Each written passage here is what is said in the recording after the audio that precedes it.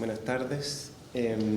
Voy a partir sin mucha introducción porque es un poco largo lo que quiero decir y no quiero pasarme el tiempo. Hay algunas palabras complicadas ahí como epistemología negativa que voy a ir analizando a medida que vamos avanzando. Parto con esta imagen de Sócrates en el sentido de recordar lo que podríamos llamar el proyecto socrático, en que él describe la sabiduría como saber reconocer la propia ignorancia y saber lidiar con ella.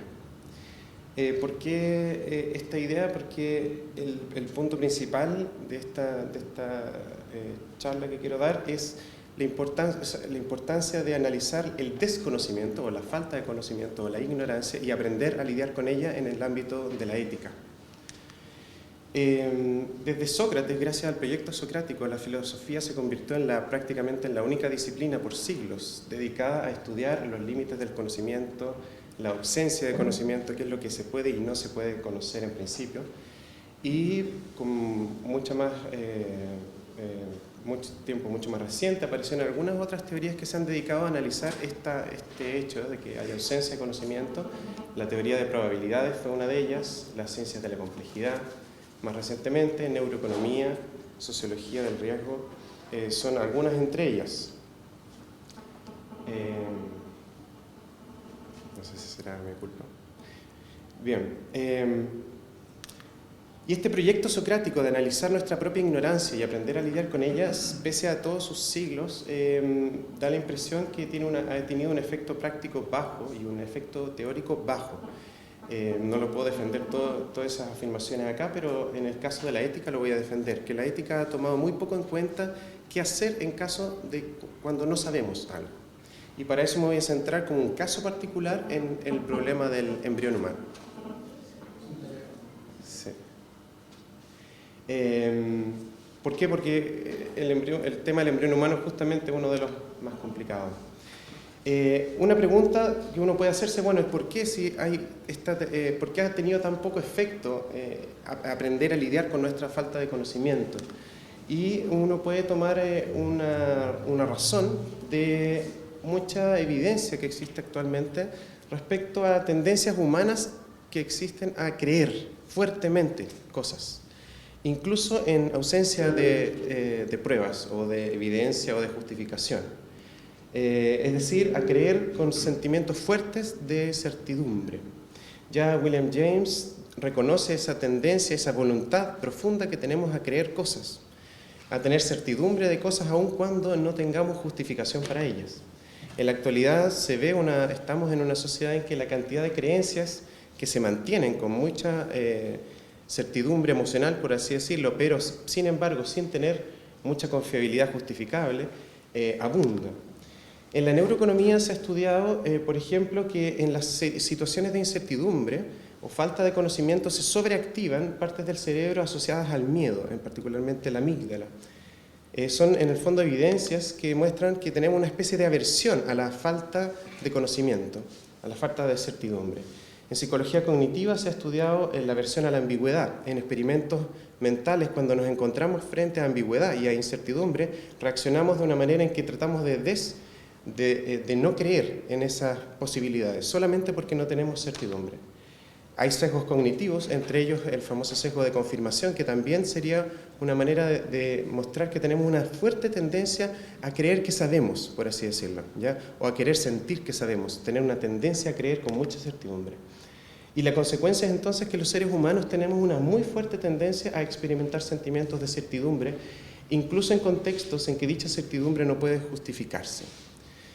Eso podría explicar entonces algo importante en esta línea, particularmente en moral, ¿ya? En moral, estas tendencias a creer con firmeza, cosas que no podemos justificar, impregnan, esa es una opinión que pretendo mostrar o que defender, impregnan la argumentación moral cotidiana, en que predominan discusiones en que se usa la palabra convicción. Yo tengo la firme convicción y la persona contraria tiene la firme convicción contraria, y ambos tenemos convicciones absolutamente contrarias, pese a que ninguno tenga demasiada justificación para ellas, pero sin embargo experimentamos ese sentimiento de convicción. Y en la ética como disciplina, pensando en el sentido de Jairo de la ética como filosofía moral, se peca, creo yo, de algo que podríamos llamar arrogancia epistémica. Es decir, se hace una ética asumiendo que en el contexto de la pregunta ética o del razonamiento ético tenemos conocimiento, el conocimiento relevante para las preguntas que nos estamos haciendo. Conocimiento científico, ontológico y moral, que van a ser 3 tipos de creencias que van a ser importantes. Sin embargo, hay intentos recientes de incluir el rol de la incertidumbre y la falta de conocimiento en el razonamiento de la ética práctica, aunque me parece que son solo muy iniciales, pero me voy a referir a ellos. La estructura entonces de la argumentación en esta ponencia va primero a consistir en desarrollar algunos conceptos básicos que son importantes porque no se han desarrollado particularmente en el área del desconocimiento. En segundo lugar, voy a analizar brevemente el problema del estatuto del embrión humano y en tercer lugar los elementos para una ética de la incertidumbre, ¿ya? O sea, cómo lidiar éticamente con la falta de conocimiento y finalmente cómo aplicar estas ideas de ética al problema del embrión humano. Entonces, algunos conceptos positivos que voy a tener que pasar rápidamente. En el artículo que tienen en el libro está todo más detallado, pero voy a pasar un poco rápidamente. Creencia lo estoy usando en el sentido de lo que uno tiene en mente cuando piensa en un hecho. Por ejemplo, que ahora está lloviendo en Santiago. Sea o no cierto, tenga alta o baja convicción, si yo tengo en mente ese hecho, esa proposición, ese contenido mental, es la creencia, ¿ya? Y entonces la certidumbre epistémica la vamos a definir como el grado de justificación o confiabilidad de esa creencia. Por ejemplo, vi el pronóstico, hay un modelo predictivo que lo afirma, etcétera, etcétera. O que va a llover ahora o mañana, etcétera. Y vamos a separar la certidumbre emocional, definida como el grado de fuerza de la creencia experimentada por el sujeto. Es decir, la intensidad del sentimiento de seguridad vivida respecto a la verdad de una creencia. Es decir, la certidumbre emocional no es necesariamente lo mismo que la certidumbre epistémica y no necesariamente están acopladas. Ya justamente eso es una de las cosas a las que hablábamos al principio. Podemos tal vez tener muy fuerte certidumbre emocional sin tener certidumbre epistémica.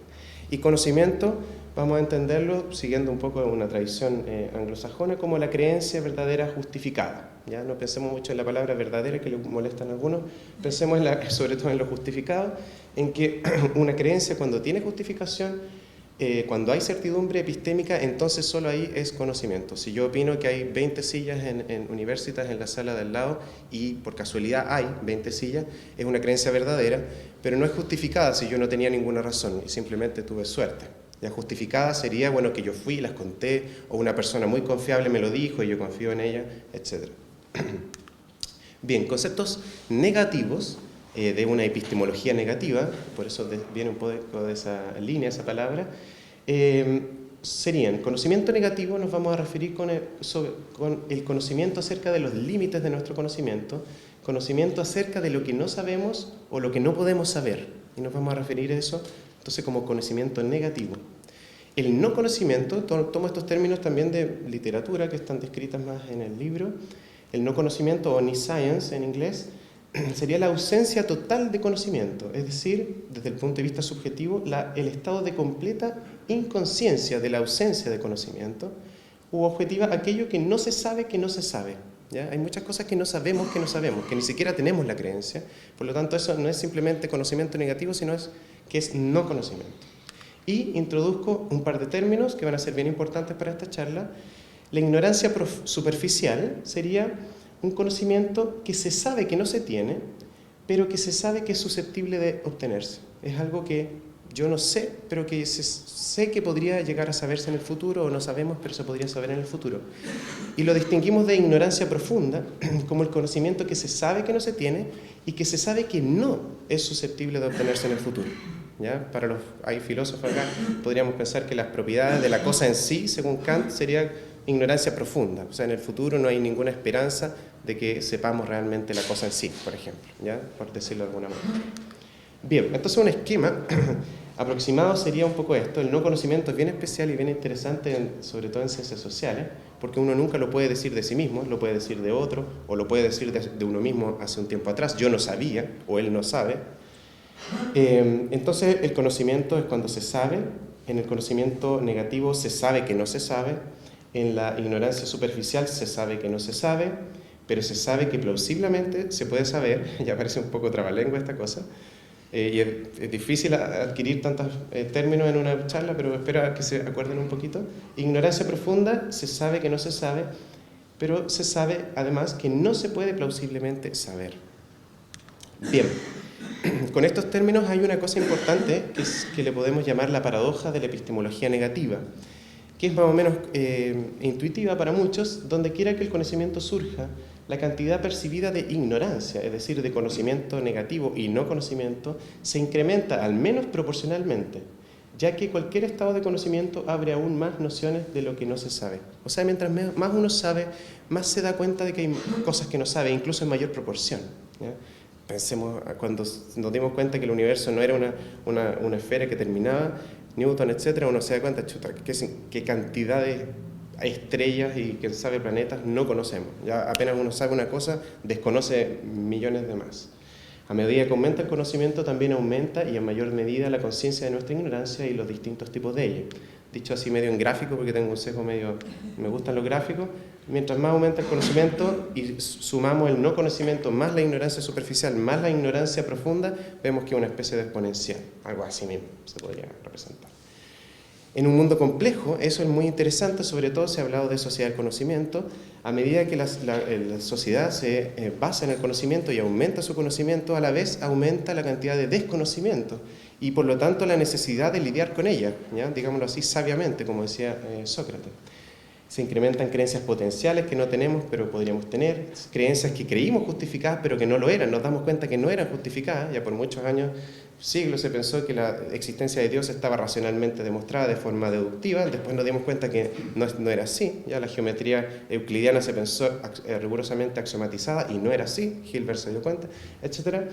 Y también creencias que tenemos y para las que no tenemos justificación. Por lo tanto, un desafío en el mundo complejo, propongo, es lidiar con la ignorancia, particularmente en el mundo ético.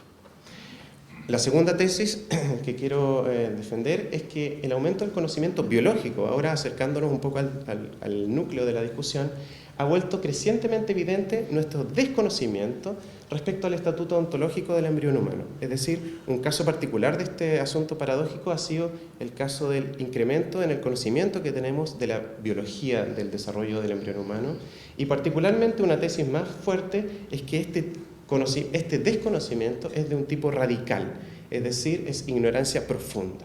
Es decir, en la historia de alguna manera hemos pasado de un no conocimiento a un conocimiento negativo y finalmente a un caso de ignorancia profunda y que tenemos que lidiar con eso. Entonces pasamos al segundo punto, al embrión humano. El estatuto moral del embrión humano es un tema larguísimo, particularmente en la tradición de la Iglesia Católica se ha discutido muchísimo. En el artículo hago una breve resumen de su historia, hay varios textos que resumen los argumentos. La estructura general de la argumentación respecto al embrión humano y frente a otros problemas morales podría describirse así, como tres premisas y una conclusión. Es moralmente incorrecto intencionalmente generar el perjuicio I a un individuo perteneciente al círculo moral C. Pensemos el perjuicio I de matar, de dañar, etc. Círculo moral podría ser el embrión, que sería la pregunta, un animal, una persona, etc. Los individuos del tipo F, por ejemplo los embriones, pertenecen a este círculo moral, pertenecen a este círculo moral, y la actividad intencional X genera el perjuicio Y a los individuos de tipo F. Por lo tanto, conclusión, entonces es moralmente incorrecto realizar X a los individuos de tipo F. Eso sí es la estructura, digamos por así decirlo, deductiva de un razonamiento. Un poquito más específico, aplicado al caso más relacionado al embrión humano, es moralmente incorrecto matar intencionalmente a una persona inocente, para poner, por si alguien objeta. Los individuos del tipo F son personas, por ejemplo, embriones, los objetos embriones son personas, y la actividad X, por ejemplo, tomar levonorgestrel, famoso caso, mata a los embriones, ¿ya? Por lo tanto, es moralmente incorrecto realizar X a los individuos de tipo F. Es inmoralmente incorrecto tomar levonorgestrel y dañarlo a través de eso a los embriones. Si nos fijamos, analicé esto así porque en el fondo podemos ver que hay tres tipos de creencias muy distintas en este razonamiento. La primera creencia es una creencia moral. La segunda creencia moral, en el sentido de lo bueno, lo malo, lo correcto y lo incorrecto, lo que hablaba Mauricio. La segunda creencia es una creencia ontológica, del tipo de cosas que existen en la realidad y las categorías básicas que existen en la realidad. Y la tercera es una creencia científica, si acaso el levonorgestrel mata o no, efectivamente es abortivo o no, y eso es una de las polémicas también que existe hasta ahora con respecto a ese tema. Lo importante es reconocer que hay tres tipos de creencias de una naturaleza bastante distinta, de la cual depende la conclusión, si es o no correcto hacer algo en particular, en este caso abortar o experimentar con embriones humanos, o experimentar con células troncales, o fertilización in vitro. Hay un montón de temas bioéticos que están relacionados con esta problemática. Por lo tanto, la creencia moral, que podríamos en general aceptar de forma unánime, que es moralmente incorrecto matar a una persona inocente, tiene distintas consecuencias si es que aceptamos o no la creencia ontológica y si es que aceptamos o no la creencia científica. Pero es muy importante distinguir que la polémica científica es independiente de la polémica ontológica. Y finalmente, el punto para mí central en esta charla es la creencia ontológica acerca de este problema, si es que el embrión humano es o no una persona. La historia de los criterios que se han tomado para considerar si es una persona o no los embriones humanos, la resumí así un poco, en el texto está un poco más resumido, hay mucho de esto, es larguísima, uno puede... Los argumentos y objeciones en cada línea también son muchas, son conocidos el criterio de información, que el cigoto ya tiene la información genética para el desarrollo, por lo tanto el criterio de cuándo comienza a ser una persona sería la concepción. Según algunos es la espontaneidad del proceso de desarrollo, no solamente la información genética, por lo tal es la implantación en el útero lo que determinaría que sea una persona. Hay otros que afirman que lo esencial en ser una persona es la unicidad y la unidad, por lo tanto, no es sino hasta el día 14 aproximadamente, cuando ya no se pueden formar gemelos ni quimeras, recién sería una persona, ¿cierto? Porque eventualmente podrían ser dos, y propio de una persona es no ser dos, sino ser solamente uno, etc. Hay un montón de propuestas, cada una con sus críticas. Propuse en el texto dos más, que no he visto yo en la literatura, pero también para mostrar un poco lo difícil que sería dirimir esta problemática. Las pueden ver en el texto, no tengo tiempo para analizarlo acá, pero una de las propuestas tiene que ver con un asunto biológico de la ley de Haeckel, pero bueno, ahí está para que traten de mirarla. Todas estas visiones tienen problemas críticos, solamente pongo algunas críticas al criterio de información. El que una entidad tenga el potencial de tener capacidades mentales, por ejemplo, si fueran eso lo relevante, no implica, lógicamente, que tiene el mismo estatus que los seres que han realizado, de hecho, algo o todo su potencial. O sea, no se infiere de que algo tenga la potencialidad de algo a que algo ya lo tenga actualmente, ¿ya? Que es uno de los problemas que sufren también las otras criterios. Las células de la piel y todas nuestras células tienen la misma información genética, y con las técnicas biotecnológicas se ha mostrado que el potencial de convertir en células troncales y eventualmente otro organismo clonal de casi cualquier célula del cuerpo hace poco plausible pensar que cada una de nuestras células del cuerpo son una persona por el mero hecho de tener el potencial. El concepto de información genética también se ha criticado mucho, como que no pasa más que ser una metáfora vacía de contenido, etcétera, etcétera. Solamente pongo esto para mostrar las dificultades que hay en llegar a conclusiones relativamente aceptables, digamos, en este tema. Digámoslo así, hay problemas críticos para todas estas posturas. Un principal problema crítico, a mi gusto, compartido por todas estas posturas, es que finalmente todos estos criterios se basan en cualidades específicas que, de estar presentes, constituirían a una persona, y dichas cualidades se toman como una simple decisión, si es la unicidad, si es la información, si es la organicidad, si es la espontaneidad, y no hay un criterio, y pareciera más bien criterios ontológicos arbitrarios.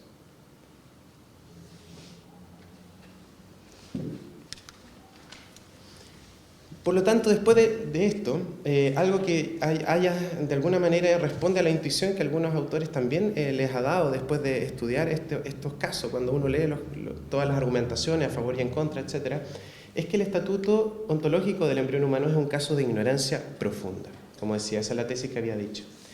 No se trata simplemente de que no logremos saber aún su estatuto ontológico, pero que podamos en el futuro plausiblemente resolverlo. gracias a nuevo conocimiento biológico o nuevas argumentaciones filosóficas.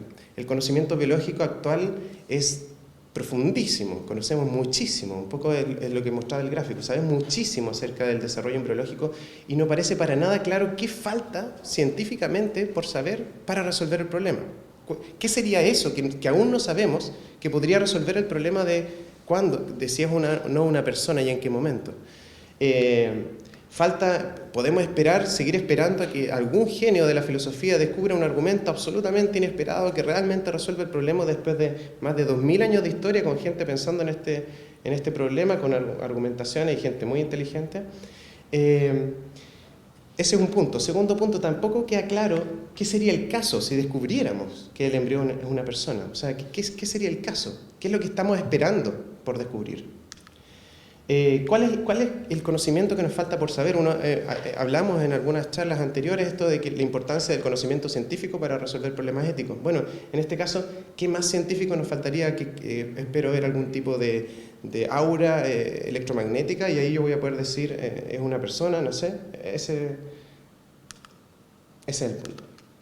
Ya estamos un poco en esa situación. La idea es que estamos ya llegando a una especie de conciencia a la medida que más sabemos de que este asunto no tiene solución. No afirmo que el problema sea imposible ¿ya? De resolver, cosa que sería tener un conocimiento absoluto de que es imposible en todo el futuro de 20.000 millones de años más, bueno, hasta 5.000 millones antes de que el Sol nos queme, sino que es claramente implausible, ¿ya? Es claramente implausible a la luz de la situación científica y filosófica actual. El conocimiento negativo que tenemos acerca de este problema nos lleva a la conclusión de que estamos frente a un caso de ignorancia profunda y que parece inverosímil asignar incluso una probabilidad de que el problema se resolverá en el futuro, ¿ya? Si es así, esa es la tesis y los argumentos son un poco eso, creo que pongo un poco más. ¿Qué hacer? ¿Ya? Incluso esa incertidumbre frente al estatuto del embrión bordea incluso el límite de la incomprensión, ya pensando con Wittgenstein que comprender una oración significa saber qué sería el caso si la oración fuera verdadera. Bueno, ¿que realmente comprendemos qué es eso que estamos esperando para resolver el problema? ¿Ya? Uno podría entonces desechar el problema como algo sin sentido, sin embargo, no podemos hacer eso porque no podemos descartar este tipo de afirmación porque sabemos que es verdad que en algún momento se vuelve verdadero que el organismo humano es una persona desde un momento en adelante. Es una situación paradójica que algunos autores como Peter Strawson y otros, yo creo que es un caso de una proposición, creencias bisagra o criptocreencias o criptoproposiciones, que son creencias que no se pueden demostrar pero que no podemos evadir. No podemos decir, bueno, entonces yo no resuelvo el problema o no me la juego, ¿ya? Porque sabemos que eso pasa, y somos personas y alteramos un embrión, ¿ya? Entonces es una situación bien compleja. Entonces, ¿qué hacer éticamente en estos casos? ¿Ya? ¿Cuál sería el consejo sabio? Aquí esta es una parte que enuncio solamente porque está en el texto y es interesante a mi gusto, pero creo que no tengo tiempo para verlo, que yo distingo entre, y mucha gente lo hace porque hay una diferencia biológica bastante importante entre el embrión y el feto, cosa que se da aproximadamente en la semana 11 de desarrollo. Yo voy a hablar del embrión, ¿ya? Y creo que el caso del feto es de una ignorancia no tan profunda, por así decirlo, ¿ya? Tal vez de ignorancia superficial, tal vez si tuviera tiempo extra, me sobrara tiempo, podría defenderlo, pero está en el texto. Entonces vamos a hablar del embrión, eso es el punto. Entonces vamos a la ética de la incertidumbre. Si es que estamos en un caso de incertidumbre profunda, ¿qué hacemos? ¿Qué debe hacer en general la ética ante la ignorancia, cuando no se sabe? Hay algunos textos, no muchos, que yo haya encontrado. Cuando tenemos ignorancia superficial hay ciertos criterios, ¿ya? Manuel Cuyás, por ejemplo, ya dándose cuenta de esto, ya no pocas personas se han dado cuenta que no es fácil, que parece bastante difícil, o por así decirlo, imposible resolver el problema del estatuto del embrión humano. Dice, no se puede ciertamente demostrar que la entidad biológica humana entrañe desde su inicio la dignidad personal. Tampoco puede demostrarse que no la posea. Dada la incertidumbre, se trata de elegir entre otorgar, en el caso del tema de él, el beneficio de la duda a la protección del nuevo ser o a la libertad de quien quiere disponer de él para progresar en conocimiento, etc. O quiere evitar un embarazo no deseado, fruto de violación o terapéutico o lo que sea, o simplemente no lo quiere. Esto lo que, bueno, finalmente Cuyas dice, bueno, por lo tanto, sin embargo, ante esa situación lo que tenemos que aplicar, no lo dice así, pero porque no le llama así, pero dice, ante la duda abstente. O sea, eso es como un poco de sentido común. Cuando uno no sabe y puede haber un daño muy grande, entonces no actúes, ¿ya? Dicho con Peterson, el principio precautorio, que lo traduje así, cuando los tomadores de decisión carecen de suficiente conocimiento acerca de los efectos de una actividad potencialmente dañina, uno no debería proceder, ¿ya? Ese sería el criterio que aplicó, de hecho, Cuyas. Es decir, prohibir el aborto, ¿ya? ¿Por qué? Porque existe una mínima posibilidad de que sí sea una persona, y ante esa posibilidad no es suficiente pensar en los beneficios de la madre, un poco lo que había mencionado Mauricio. Y un ejemplo que se utiliza también en la filosofía es un ejemplo de tirar una flecha hacia el bosque. Yo, por alguna razón bastante justificada, incluso quiero tirar una flecha hacia un bosque, pero yo no sé si hay personas dentro del bosque, y si la tiro podría matarla. El hecho de que pudiera, aunque sea con una baja probabilidad, haber una persona en el bosque me limita y me obliga, ¿ya? O se me puede exigir moralmente que no lance la flecha. Y por lo tanto sería una razón suficiente para prohibir el lanzamiento de flechas hacia bosques que uno no sabe si hay personas, ¿ya? Ese ejemplo es importante porque lo voy a retomar. Sin embargo, hay críticas al principio precautorio. Según Peterson, el principio precautorio, y hay una discusión sobre el principio precautorio, el problema es que, según algunos autores, el principio precautorio reemplaza los análisis tradicionales de costo-beneficio, típicamente del utilitarismo, con un razonamiento más impreciso que se enfoca solamente en los posibles efectos negativos. El principio precautorio, por lo tanto, reemplaza el balance de costos y beneficios con uno que podría llamarse pesimismo puro, ¿ya? O sea, solamente importa los efectos negativos y no cualquier efecto positivo. Y por lo tanto, lo que defienden algunos, que en el fondo es la máxima utilitarista, de maximización de utilidad esperada, también ante grados de desconocimiento, esto es importante, seguimos en el mismo grado de incerteza, los individuos racionales deberían elegir un acto tal que la suma de las utilidades de todos los posibles resultados del acto, pesado por la probabilidad de cada resultado, sea máxima, ¿ya? Dicho de una forma ilustrativa, porque me gusta la matemática, sería, en el fondo, el valor que tiene positivo de un acto por la probabilidad de que se dé, se tiene que restar a la probabilidad de que sea algo negativo por todo el valor negativo que haya con respecto a ese acto, ¿ya? Si la suma da positiva, dice un utilitarista, entonces está permitido; si la suma da negativa, no está permitido. En este caso, pensemos en el perjuicio que significa para la madre estar obligada a mantener un embarazo y un hijo no deseado. La probabilidad de que la madre sea una persona es 1. El valor para la madre dependerá del caso, pero tenemos que sopesar por la probabilidad de que el embrión sea una persona, que tendríamos que darle un valor mínimo ante la falta de conocimiento, pero que sería un mínimo, un delta X mínimo, y el antivalor que hay en morir, que este sería claramente grande. Sin embargo, ya uno puede ver, cuando un poco lo que hablaba Mauricio tiene mucho que ver, muchos han criticado esto porque dicen la lógica utilitarista no se puede aplicar en casos de derechos inalienables. Está el argumento del trasplante, pero ya en el fondo algunas de las cosas ya las vio Mauricio. En el fondo, dicho así en matemático, el problema está en que el valor del derecho de no ser asesinado sin haber cometido siendo inocente, es un valor que podríamos ponderar como infinito, ¿ya? Y en la suma, sea lo que sea que le pase a la madre, por terrible que sea, no puede sopesar un infinito que tiene acá un valor que no puede entrar en un cálculo utilitarista, por así decirlo. Pero yo defendí que el caso en el que estamos no es de ignorancia superficial, de que no le podemos asignar una probabilidad, por así decirlo, a una probabilidad finita a que la persona a que el embrión sea una persona, dada la situación científica y filosófica actual. Ni siquiera el valor 0, por así decirlo, ni siquiera tiene sentido asignarle una probabilidad. Por lo tanto, ninguno de estos dos criterios se podría aplicar, ¿ya? Entonces, ante ignorancia profunda, ¿qué hacer? Si es que es así el caso. Pensemos en el caso de la flecha, ¿ya? En el caso de la flecha, pensemos en el caso del conocimiento científico que tenemos. Uno dice, ya, está prohibido tirar flechas porque no sabemos, existe una posibilidad de que haya una persona ahí. Pero ¿qué pasa si hay un contingente enorme de personas que exploran exhaustivamente el bosque, ¿ya? Que serían los científicos que estudian el desarrollo embriológico, y ya han hecho todo el screening, por así decirlo, han estudiado exhaustivamente el caso. ¿Tengo que seguir prohibiendo el lanzamiento de flechas pese a estudiar exhaustivamente el bosque? ¿Ya? Tenemos la máxima ciencia del bosque, conocemos cada célula de lo que le pasa al bosque, porque podría existir. Entonces uno dice, si era algo así, mejor que el ejemplo de la persona del bosque sería una especie de duende, ¿ya? Una especie de duende que es perfectamente eficiente en escaparse de la mirada de los científicos, del contingente que está observando, o mejor un ser, cualquiera sea, que absolutamente indetectable por definición.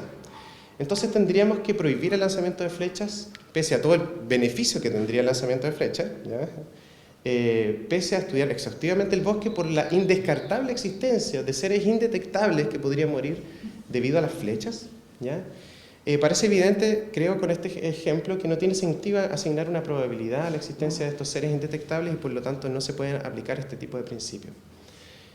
Por lo tanto, ¿qué hacer? Se me ocurre simplemente como un paso adelante dos principios que serían los que conozco o intuitivos que están detrás de casos de ignorancia. El principio es el principio de presunción de inocencia, que está en muchas leyes, pero en el fondo es moralmente muy intuitivo. En la Declaración de los Derechos Humanos, artículo 11, se declara: toda persona acusada de delito tiene derecho a que se presuma su inocencia mientras no se pruebe su culpabilidad. ¿Ya? Esto es bien antiguo, no lo voy a decir porque me va a salir muy feo en latín, pero la traducción de eso: la carga de la prueba incumbe al que afirma, no al que niega. ¿Ya? En la ley chilena se habla de certeza probatoria. Yo no puedo condenar a alguien si no tengo certeza, alta certeza, de que ha cometido algún crimen. ¿Ya? En este caso, yo no puedo juzgar a alguien o exigir, voy a analizar un poquito este punto, a otro cuando no tengo certeza, por ejemplo, que no aborte una mujer que ha sido violada, o por poner un caso en que el valor es importante tal vez de abortar o algo así, si no tengo una certeza de que hay un caso de acción inmoral. Por lo tanto, vamos a este punto final. ¿Cómo analizar desde esta ética de la incertidumbre o ética del desconocimiento la situación del estatuto del embrión humano? Para contextualizar, en el caso de la ley chilena, el aborto, tanto para la madre como para el médico, está prohibido y con pena de cárcel. Y dada la argumentación anterior de ignorancia profunda sobre el estatuto del embrión humano, no parece moralmente aceptable condenar a personas a graves perjuicios, o a cárcel, o si es que aborta, o a pesos vitales, existenciales, físicos, económicos altos de embarazos o hijos no deseados, en ausencia radical de certidumbre respecto a la inmoralidad del acto. Estoy condenando a personas sin evidencia de que es algo inmoral, sin certidumbre. Condenar a personas con la fuerza de la ley en base a creencias sin resolución certera es condenar a personas sin pruebas en su contra. Condenarlas en base a creencias sujetas a ignorancia profunda debería considerarse simplemente inmoral. Esa es mi tesis más fuerte. No se trata de dejar libre, digámoslo así, al sospechoso en lenguaje legal, mientras se estudia el caso y se buscan pruebas en su contra, que sería el caso si la ignorancia fuera superficial. Se trata de dejar libre a las personas cuando ya se ha estudiado el caso detenidamente y ninguna prueba ha resultado suficientemente convincente. ¿Significa esto entonces, si es que llegamos a esta conclusión, a que el tema sale de la moral y por lo tanto el tema del embrión humano no puede ser discutido moralmente, éticamente?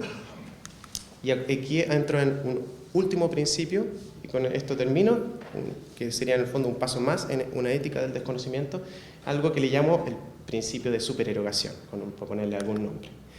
Simplemente para explicar este concepto que no es tan generalmente conocido, y también tipográfico, porque no puedo evitarlo, disculpen, en un eje axiológico, se le llama así, en que están los valores, lo positivo y lo negativo, sería lo bueno y lo malo moralmente, y hay un eje deontológico, en que está lo prohibido, lo obligatorio y lo opcional, ¿ya? Que esto se asemeja mucho a la lógica modal.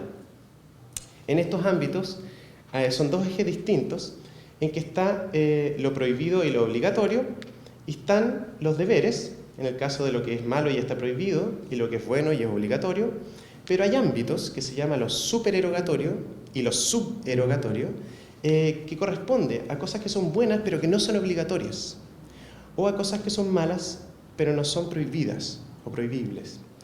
El caso extremo sería el héroe, en el caso de alguien que hace cosas muy buenas que no son obligatorias, no podemos exigirles a otros ser héroes. Uno valora positivamente el que alguien le haga un favor a un desconocido, por ejemplo, una persona que te deje pasar en la fila, una persona de edad, por ejemplo, pero no es obligatorio, es parte, por así decirlo, de mis derechos no hacer ese favor a la persona. Por lo tanto, es algo bueno, pero no es obligatorio, no se me puede exigir. Y no hacerle el favor a esa persona puede ser algo malo, puedo yo pelarla, hablar mal, reprocharle, pero no puedo obligarla.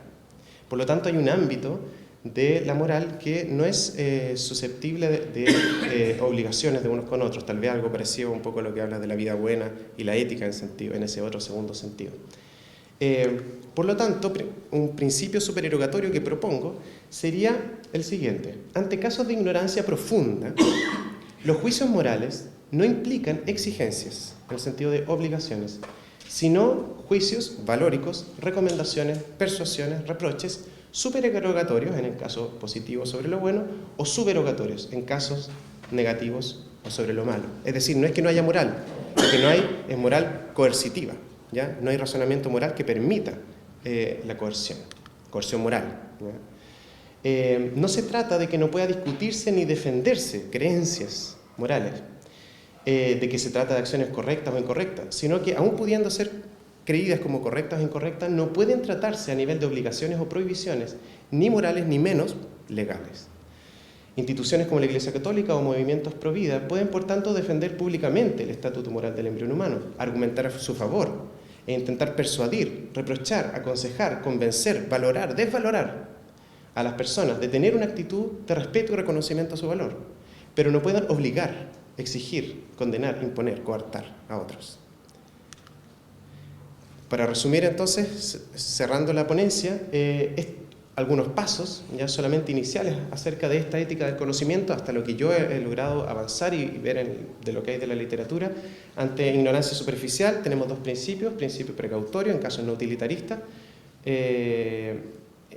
principio de maximización de utilidad esperada en caso utilitarista, en el sentido que podamos aplicar esos principios, y en caso de ignorancia profunda, utilizar el principio de presunción de inocencia y principio de supererogación, digamos, podría así decirlo, tratando de poner principios que guíen la conducta. Sin embargo, evidentemente, y estoy seguro que esto es solo un inicio, pero en el fondo, de alguna manera, lo que quiero que es, por así decirlo, un desafío ético en el mundo complejo es avanzar en una ética del desconocimiento. Particularmente entonces una sociedad del conocimiento, vemos que así como hay una ética del conocimiento complicada, digamos, de resolver, con muchos problemas, como vimos antes, una ética del desconocimiento se vuelve cada vez más relevante y más necesaria de ir desarrollándose. Gracias. Si supiéramos que el embrión es una persona, el aborto sería inmoral porque la persona tiene derecho a la vida y el aborto violaría el derecho a la vida. O sea, el argumento tuyo supone que este otro es correcto. Sí. ¿Qué pasa en este caso? Por ejemplo, si el embrión es una persona, ¿cierto? Y la madre es una persona, la relación madre-hija es una relación interpersonal, ¿cierto? Son dos personas. Pero en la vida cotidiana, por ejemplo, si alguien te viene a matar a ti, una persona, y tú no tienes otro medio de defender tu vida que matarla, entonces no estás violando el derecho a la vida de esa persona, le llamamos autodefensa, ¿cierto? Sí. Ahora, pongamos el caso de que la persona que es el embrión va creciendo y creciendo y creciendo, el problema es que está dentro, no fuera, como en el caso del que te viene a atacar, está dentro de la madre esa persona, una persona dentro de otra, desde el punto de vista físico, y va creciendo, va creciendo, va creciendo, va creciendo, y en ese desarrollo amenaza la vida de la madre. En ese caso no habría un derecho a autodefensa. Si es una persona independiente de la madre, con un derecho a la vida, igual que la madre, y la única forma de salvar a la madre sería eliminar a la persona con derecho a la vida que amenaza el derecho a la vida de la madre. ¿Esa es la pregunta? Sí. Sí, claro, yo creo que sí. Entonces el argumento es totalmente correcto, es de que porque el feto es una persona, o sea, no necesariamente... Sí, no, sin duda. En el fondo habría que poner en la cláusula del razonamiento inicial del silogismo no habiendo otro derecho involucrado, Este es el caso que sería el de la madre. Sí, aborto terapéutico. de uno de los casos de aborto terapéutico. Lo que quiero Sí, decir sí, es que no siendo, los casos de aborto son distintos. Sí, sí, sí. Y quizás no se puedan tratar con un mismo principio. Claro, pero en ese caso estaríamos un caso de ética habitual con conocimiento, digamos, suponiendo que sabemos que es una persona y suponiendo que sabemos que hay un peligro y moralmente todos estamos de acuerdo en que la legítima defensa ante el peligro de vida es un principio moralmente aceptable. Por lo tanto, sería una solución que yo estaría de acuerdo dentro de la ética del conocimiento. Sí. Te pongo en el escenario después. Hay mujeres que van a grupos en los cuales trabajan el tema del aborto, porque sienten remordimiento de lo que hicieron. Y otras que no, otras que sienten que no se hicieron aborto. De hecho, incluso en algunos países se le denomina un ajuste hormonal, no sé, como que nunca fue tema. Es curioso eso, porque en la realidad de unas mujeres hay un ajuste hormonal o haberse tomado algo, una intervención quirúrgica, no sé, en otra es un asesinato. Desde como se plantea acá, se podría entonces deducir que la mujer que hace eso toma entonces la decisión de haber hecho de esa realidad un asesinato. Y hay otras que toman la decisión de que esa realidad no lo es. Se podría en el fondo decir eso, ¿no? Porque al final es una cosa de decisiones, de decidir si es que mataste o no mataste. Y que eso traiga consecuencias psicológicas, emocionales, cognitivas, etc. Pero que tomes la decisión tú. ¿Esa es la pregunta? Claro, yo creo que eso es bien importante justamente porque la moral supererogatoria incluye aquellos casos en que no son exigencias mutuas. Uno puede decir, yo me puedo exigir a mí mismo, ¿ya? Aunque no sé qué significa eso, es una especie de metáfora que es uno y es otro uno que hablan, digamos. Pero uno podría decir, mira, si yo creo, podríamos hacer el mismo silogismo, si yo creo que es una persona, firmemente, yo creo que es un asesinato, yo creo que voy a asesinar, y yo creo que asesinar es malo, yo tendría que concluir que que no debo hacer eso, ¿ya? Pero eso no sería una actividad vinculante, como decía, o sea, que yo lo crea no me permite obligar a otro que lo haga, tal vez me permitiría obligarme a mí mismo, a mí misma en ese caso, claro, sí. Pero en el fondo el punto aquí importante es en la capacidad coercitiva de la moral, que es fundamental, ¿cierto? O sea, por eso es importante la moral en ámbitos coercitivos. Y hay otros en que es aconsejado, vida buena y todos esos aspectos. Yo comprendo, o sea, yo distinguiría en lo religioso el hecho social, cultural, existente, político, y distinguiría también la creencia, la competencia de la creencia religiosa para pronunciarse sobre este tipo de hechos. Desde el primer punto de vista, creo que hay que tomarlo en cuenta y hay que reconocer el derecho a toda persona creyente, religiosa, de pronunciarse a partir de sus creencias y tratar. Pero me pregunto, ¿no habría también que exigir a la persona creyente que argumenta de esta manera, a favor de la vida del embrión, no habría que exigirle que probase que el conocimiento que ya tiene es del mismo nivel objetivo, en principio? Es tan pertinente, objetivamente hablando, como los argumentos de tipo científico, biológico, etc. Segundo, en caso de que se le pueda probar, ¿verdad?, de que el conocimiento que pretende ser objetivo no está, el conocimiento que ella pretende tener por revelación, por inspiración, no está, no puede mostrar, no puede dar ninguna prueba de que Dios sabe de biología, de que Dios sabe de embriones, de que Dios sabe de fe, como no sabe de historia. En caso de eso, no tendríamos bien que aceptarlo y ver que no es competente y reservarse esa manera de hablar y de argumentar.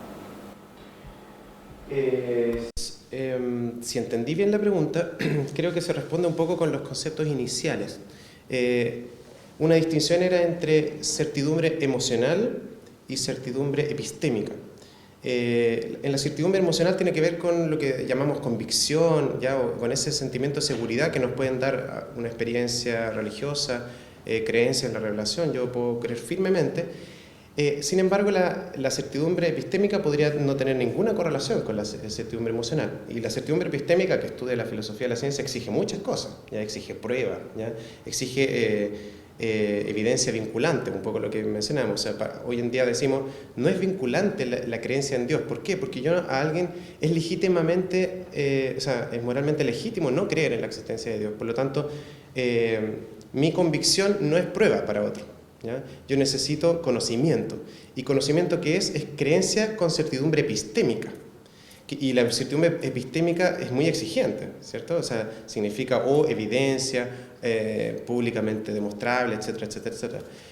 O argumentación muy rigurosa, públicamente entendible, ¿ya? Y cosas así.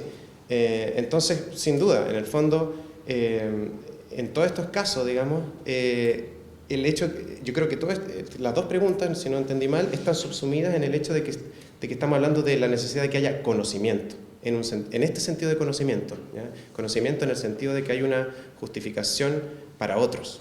Y en la medida en que haya justificación para otros, entonces es vinculante. Y en principio puede ser parte de un elemento para la coerción moral. Si no, no. Ese es el punto. Si no hay conocimiento, no. La pregunta es, bueno, si no hay conocimiento, ¿qué?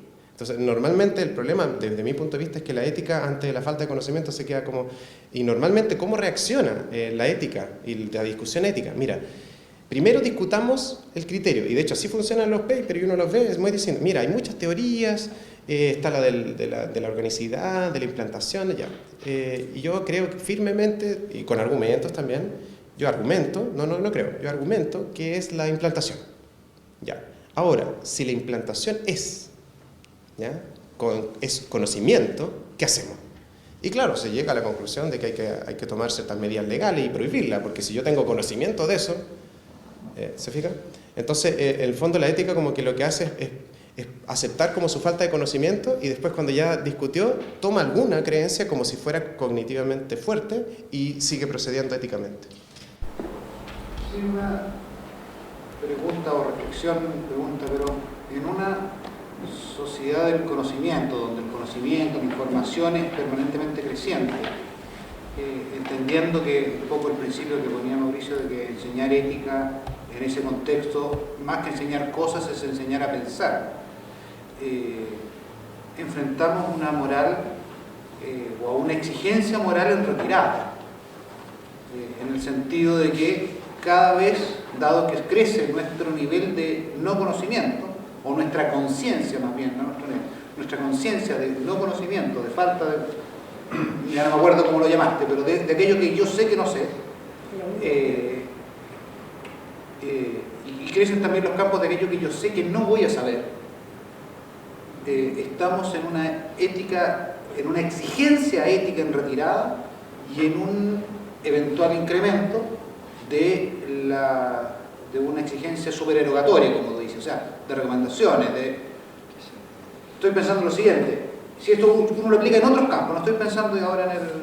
Ya, pero podemos exigir, yo creo que el medio ambiente, que los animales tienen derechos porque sufren. Ya, la verdad no lo sé.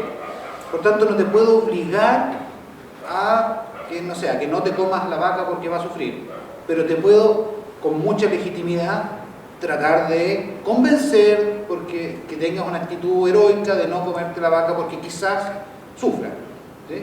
Como que ese tipo es lo que debiéramos esperar que ocurra, que se disminuya la moral de exigencia y aquella que suele coincidir con la jurídica, ¿no? La norma moral que coincide con la norma jurídica es exactamente la prohibida, ¿no? Pero esa debiera reducirse, ampliando los espacios de libertad o de lo que se puede hacer, pero debiera aumentar el espacio de exigencia, no en el sentido de recomendación, de tratar de influir en la conducta del otro para que tenga conductas más heroicas. ¿Sí? Sí, no, encuentro excelente comentario y pregunta a la vez.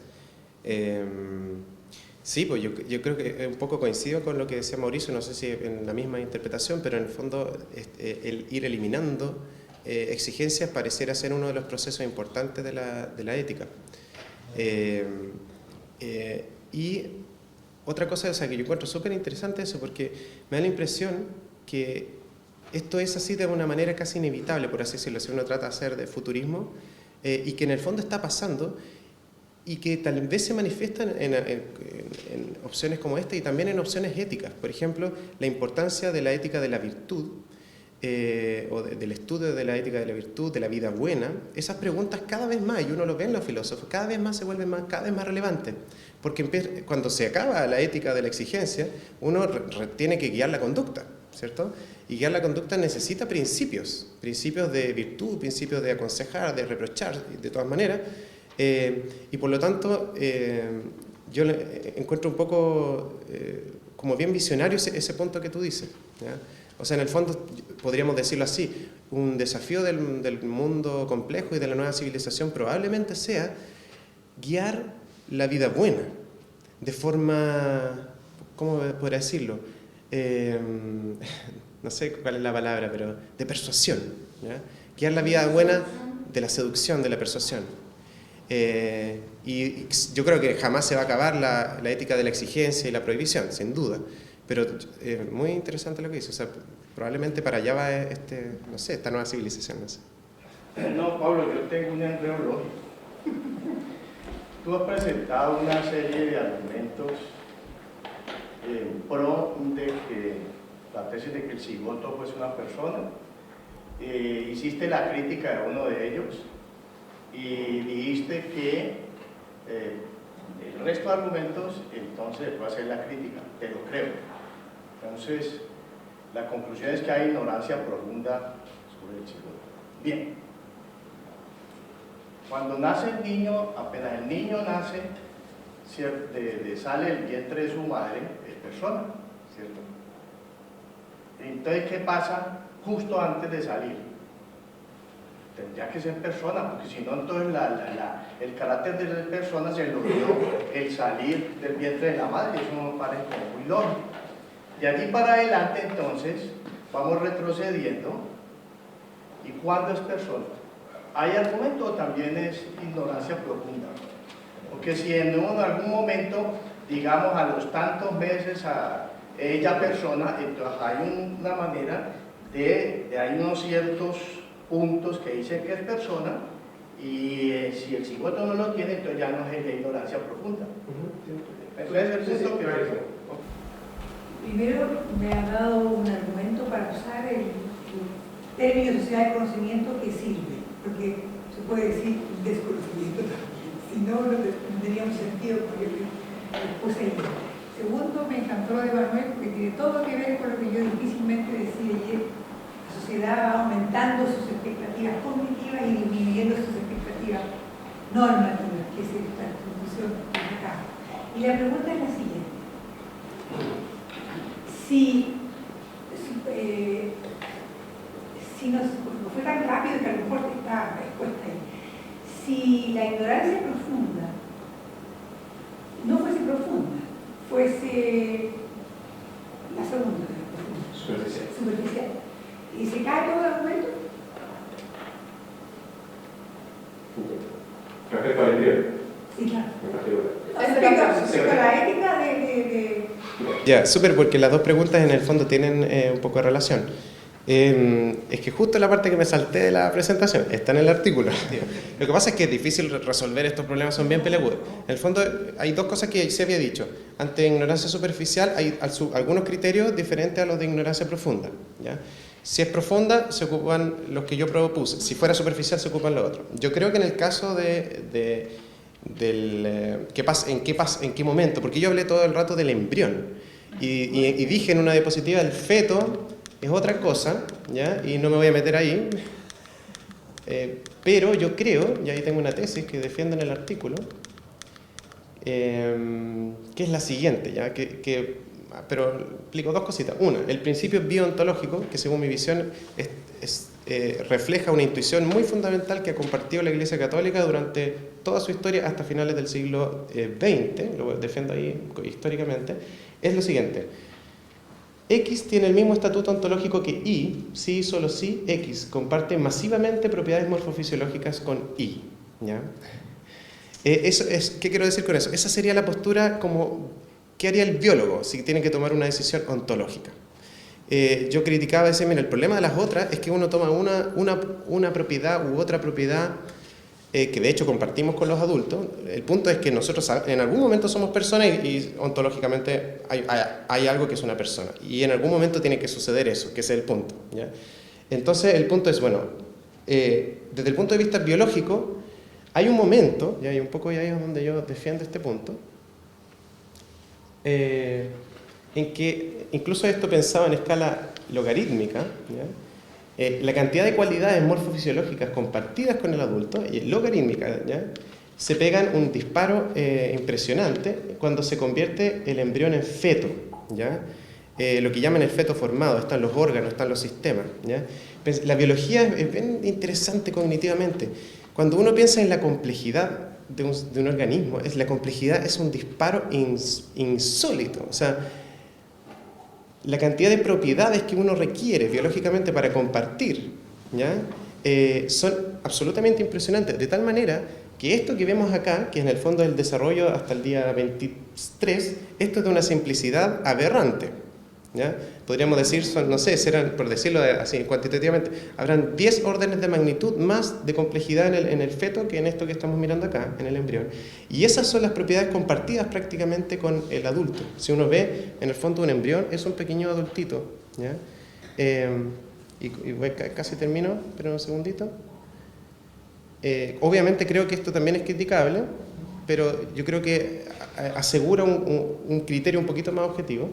En el fondo es un pequeño adultito, ¿ya? En el sentido biológico estoy hablando, ¿ya? O sea, morfofisiológicamente, que es lo que la biología puede decir. Uno puede decir, ya, pero ¿por qué me voy a basar en la biología para la ontología humana? Sin duda, esa es una excelente pregunta, pero si no, ¿en qué diría yo? ¿Ya? Pero y yo como soy biólogo trato de verlo así. ¿Y cuál fue el problema histórico? Ya menciono el dato que me interesa. La Iglesia Católica distinguió, y a pesar de que condenaba el aborto por distintas razones, distinguió siempre entre la animación tardía y la animación temprana. San Agustín, Santo Tomás de Aquino, San Anselmo, todos los grandes padres de la Iglesia estaban en cuestiones, ahí en el artículo muestra la evidencia, y se mantuvo siempre una distinción clara entre el embrión y el feto, que es lo que le llamaban el feto formado, ¿ya? Pero que responde a esta intuición.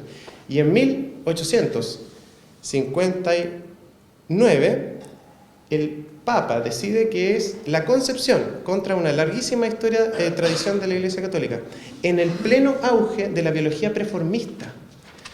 La biología de su época le dijo al Papa y a toda la comunidad que el embrión, o sea, que el feto ya se encontraba formado en el germen. Y el Papa toma la decisión, si se fijan, mantiene su concepción ontológica. La concepción ontológica era la misma, es el feto formado, ¿ya? Lo que pasa es que si a mí los biólogos me están diciendo que el feto formado está en el germen, entonces empieza la persona en el cigoto. ¿Qué pasó? Principio del siglo XX, el preformismo se destruye en la biología y la Iglesia Católica no recula. No retrae su opinión y empieza a buscar otras razones de por qué defender la decisión del Papa, ¿ya? Entonces lo que quiero mostrar en el fondo es que esta concepción bioontológica, por un lado, es bastante intuitiva, tiene cierta argumentación bioontológica y de hecho, para los que son más católicos, es lo que opinó casi toda la Iglesia Católica durante casi toda su historia.